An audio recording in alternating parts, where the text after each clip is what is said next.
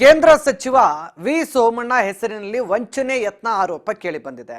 ಗೋವರ್ಧನ್ ಬಂಧಿಸಿದ್ದು ತುಮಕೂರು ಖಾಕಿ ಪೊಲೀಸರು ವಿಚಾರಣೆಯನ್ನು ನಡೆಸ್ತಾ ಇದ್ದಾರೆ.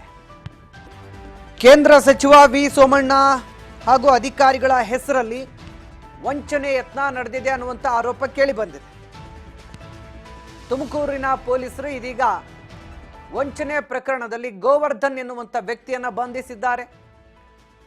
ಮಿಡಿಗೇಶಿ ಮೂಲಕ ಗೋವರ್ಧನ್ ಎಂಬಾತ ಬಂಧನ ಆಗಿದೆ. ನಕಲಿ ಲೆಟರ್ ಹೆಡ್ ಮೂಲಕ ಸಹಿ ಹಾಕಿ ವಂಚನೆ ಮಾಡಿರುವ ಆರೋಪ ಕೇಳಿ ಬಂದಿದೆ. ಸದ್ಯ ಕೇಂದ್ರ ಸಚಿವ ವಿ ಸೋಮಣ್ಣ ಹಾಗೂ ಅವರ ಅಧಿಕಾರಿಗಳ ಹೆಸರು ಹೇಳಿ ವಂಚನೆಯನ್ನು ಮಾಡಿದ್ದಾರೆ ಈ ವ್ಯಕ್ತಿ ಅನ್ನುವಂಥ ಮಾಹಿತಿ ಇದು. ನಕಲಿ ಲೆಟರ್ ಹೆಡ್ ಮೂಲಕ ಸಹಿ ಹಾಕಿ ವಂಚನೆ ಮಾಡಿರುವ ಹಿನ್ನೆಲೆ ಓರ್ವನನ್ನ ಈಗ ಸದ್ಯ ಪೊಲೀಸರು ವಶಕ್ಕೆ ಪಡೆದಿದ್ದಾರೆ. ಸಚಿವ ಸೋಮಣ್ಣ ಹಾಗೂ ಕಾರ್ಯದರ್ಶಿ ಶಾಲಿನಿ ರಜನೀಶ್ ಹೆಸರಲ್ಲಿ ವಂಚಿಸಲಾಗಿದೆ. ವಂಚನೆ ಪ್ರಕರಣದಿಂದ ಪೊಲೀಸರ ಅತಿಥಿಯಾಗಿದ್ದಾನೆ ವಂಚಕ. ಕೇಂದ್ರ ಸಚಿವ ತುಮಕೂರು ಸಂಸದ ಸೋಮಣ್ಣರ ಸಹಿ ಮತ್ತು ಲೆಟರ್ ಹೆಡ್ ನಕಲು ಮಾಡಲಾಗಿದೆ. ಈ ಲೆಟರ್ ಹೆಡ್ ಅಲ್ಲಿ ಹಿಂದುಳಿದ ವರ್ಗಗಳ ಇಲಾಖೆ ಹಾಗೂ ಶಾಲಿನಿ ರಜನೀಶ್ ಸಹಿ ಲೆಟರ್ ಹೆಡ್ ನಕಲು ಮಾಡಿ ಭೂಪ ಈಗ ಅರೆಸ್ಟ್ ಆಗಿದ್ದಾನೆ. ಮಧುಗಿರಿ ತಾಲೂಕಿನ ಮಿಡಿಗೇಶಿ ಮೂಲದ ಗೋವರ್ಧನ್ ಎಂಬಾತನನ್ನ ಪೊಲೀಸರು ವಶಕ್ಕೆ ಪಡೆದಿದ್ದಾರೆ. ಸರ್ಕಾರದ ಕಾರ್ಯದರ್ಶಿ ಶಾಲಿನಿ ರಜನೀಶ್ ಅವರ ಹೆಸರಲ್ಲೂ ಕೂಡ ಈ ಭೂಪ ನಕಲಿ ಮಾಡಿದ್ದಾನೆ. ಸದ್ಯ ದೂರಿನ ಅನ್ವಯ ಸೋಮಣ್ಣನವರ ಆಪ್ತ ಸಹಾಯಕರ ದೂರಿನ ಅನ್ವಯ ಪೊಲೀಸರು ಕ್ರಮವನ್ನು ಕೈಗೊಂಡಿದ್ದಾರೆ. ಈ ಬಗ್ಗೆ ಹೆಚ್ಚಿನ ಮಾಹಿತಿಯನ್ನು ಕೊಡ್ತಾ ಹೋಗ್ತಾರೆ ನಮ್ಮ ಪ್ರತಿನಿಧಿ ಮಹೇಶ್. ಈಗ ಫೋನ್ ಸಂಪರ್ಕದಲ್ಲಿ ಜಾಯಿನ್ ಆಗಿದ್ದಾರೆ.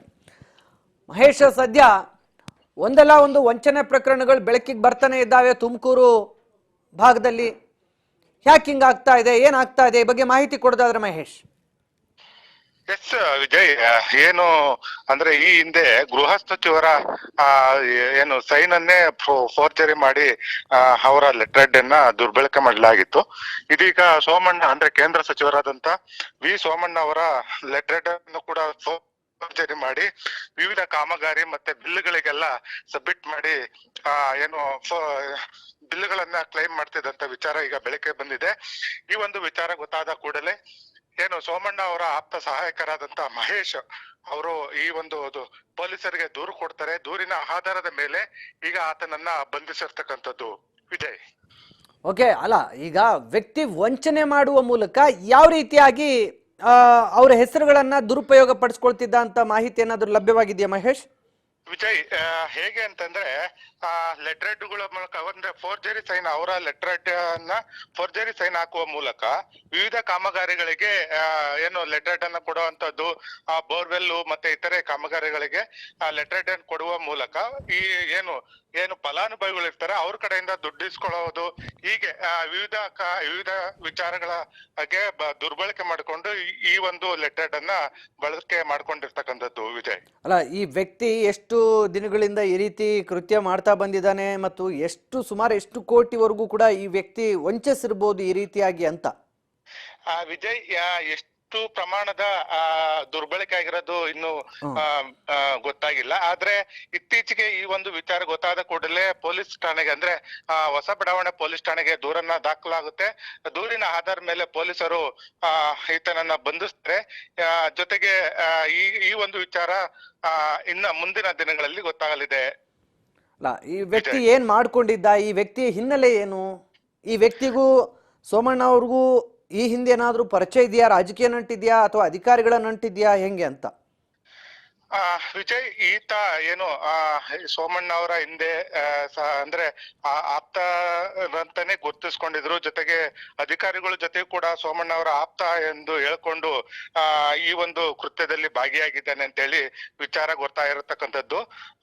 ಇನ್ನ ಅಂದ್ರೆ ಇದು ತನಿಖೆ ಮುಖಾಂತರ ಇನ್ನಷ್ಟು ಮಾಹಿತಿ ಬೆಳಕಿಗೆ ಬರಲಿದೆ ವಿಜಯ್.